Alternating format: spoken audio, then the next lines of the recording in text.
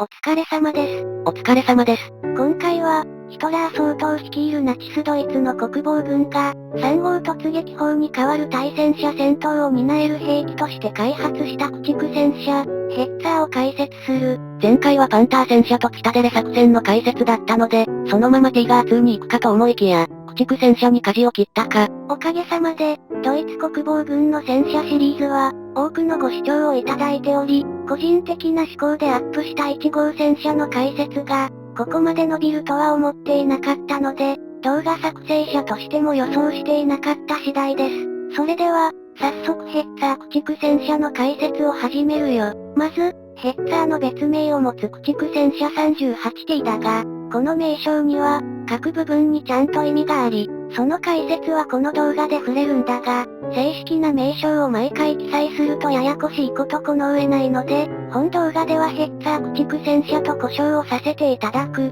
さて、この戦車と火砲を融合させたと表現していいのか、中間的な存在のようなヘッツァー駆逐戦車だが、この装甲車両の解説をするには、ドイツ国防軍で活躍した2つの装甲車両の存在が重要となる。重要な存在って何と何？一つは、ドイツ国防軍は 38T 戦車と呼称した軽戦車、LT38 戦車だ。初期型戦車って感じの見た目だな。もう一つは、3号突撃砲だ。これは有名だな。ヘッツァー駆逐戦車のご先祖様とも言うべき車体を有しているのが、LT38 戦車だ。なお、38T 戦車なる名称の T の部分は、重量のトンを表記しているかのように見えるが、実際はそうではなく、識別符号を表している。LT38 戦車は、本格的な戦車の生産が全然軌道に乗っていなかった初期のドイツ国防軍にあって、重要な戦力を構成する軽戦車だったが、もともとはドイツとは別の国で生産された軽戦車だ。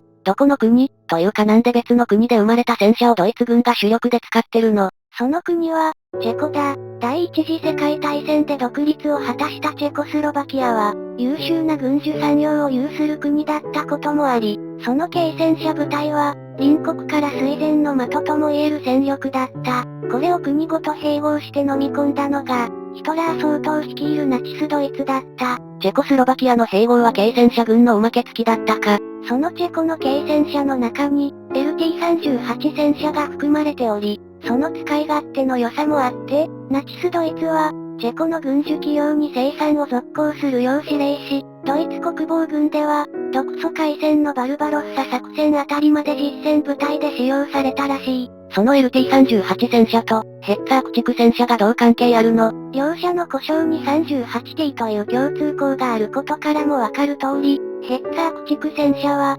LT38 戦車の車体を有用し、その発展型として製造された装甲車両だった。そして、LT38 戦車の車体を有用してまで新たな駆逐戦車を製造したのには、3号突撃砲が関係している。3号突撃砲は、主に歩兵の戦闘支援、敵陣地に対する砲撃などを主要な目的とする装甲車両で、管轄する兵科は、装甲兵ではなく砲兵が運用していた装甲車両だ。なんで装甲車両なのに戦車兵じゃなく砲兵科が運用するの？その点については諸説あるが、準軍事的な理由というよりは、砲兵科と装甲兵科の縄張り争いの結果、政治的な決着でそうなったという指摘がしっくりくると思う。ドイツ国防軍の戦車部隊の編成や訓練、さらには作戦にまで権限を有した装甲兵総監だったグデイリアン将軍は、この突撃砲を砲兵から取り戻すべく奮闘したが、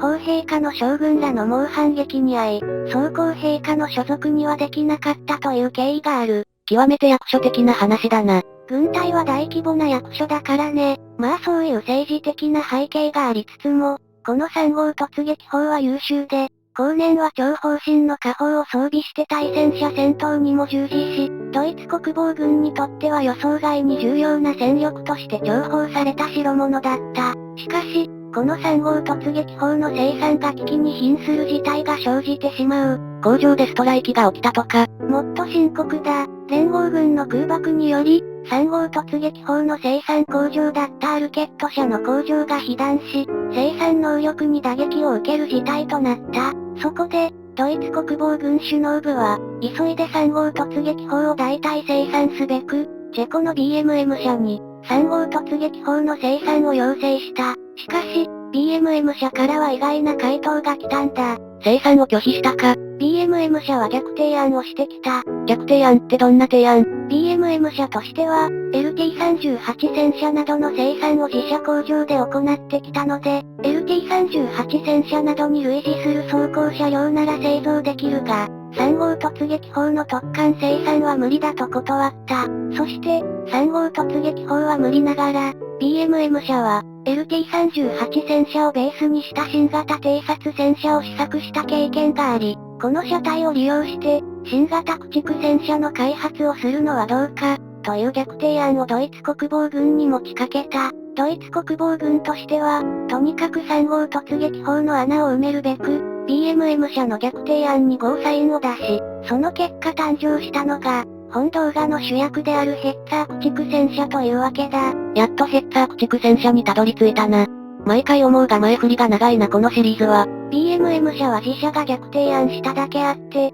凄まじい速度で開発を遂行した。対して、ドイツ国防軍もそれには追っかけて急いでいたので、BMM 社の作った木型の模型しか存在しない段階だったにもかかわらず、1000両の生産が発注され、結果的に BMM 社は、1000両を上回る生産数を達成することになる。戦時のスピード感はすごい。ヘッツァー駆逐戦車は、遡れば LT38 戦車を基礎にしているものの、履帯幅や天輪、車幅などはより拡充されている。また、合計7.5センチの対戦車砲を備えている点も特徴として挙げられる。この対戦車砲は、車両搭載型のカノン砲であり、鉄鋼弾や榴弾砲を問わず射撃が可能で、その火力には定評があり、射撃精度にも信頼性があったという。また、地味な点かもしれないが、ヘッツァー駆逐戦車には、副武装として車載機関銃が搭載されていた。この車載機関銃は MG34 機関銃で、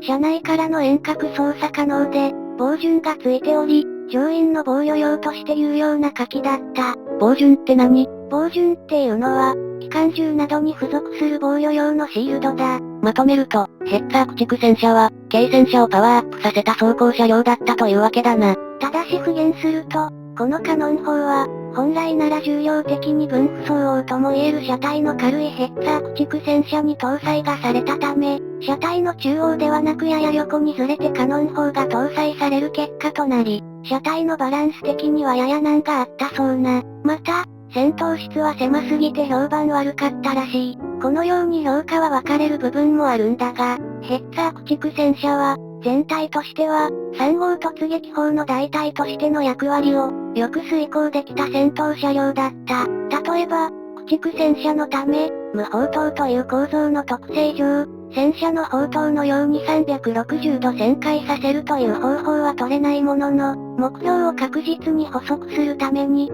光学式の照準装置を備えており、目視よりもはるかに正確な射撃が可能だった。さらに、これはドイツ国防軍が長年苦手としており、ソビエト連邦軍の戦車 T34 に遭遇してその効果を認識した防御機能であるが、装甲を斜めにして敵からの砲弾を長弾させる、被弾軽視を積極的に採用している。確かに装甲が斜めだね。また、質にこだわりすぎて構造が精密化し、量産の困難性をきたして、結局は戦場に十分な数を投入できないという現象は、第二次世界大戦でもよく見られたが、このヘッツァー駆逐戦車について言えば、開発が決まった経緯もあり、BMM 社は部品数を減らすなど量産の容易性に配慮した設計をしており、この点はヘッツァー駆逐戦車のいい点として指摘できるだろう。さて、以上の通り、ヘッツァー駆逐戦車の解説をしてきたが、戦車や航空機を中心にした本チャンネルの機構情報5チャンネルだけでなく、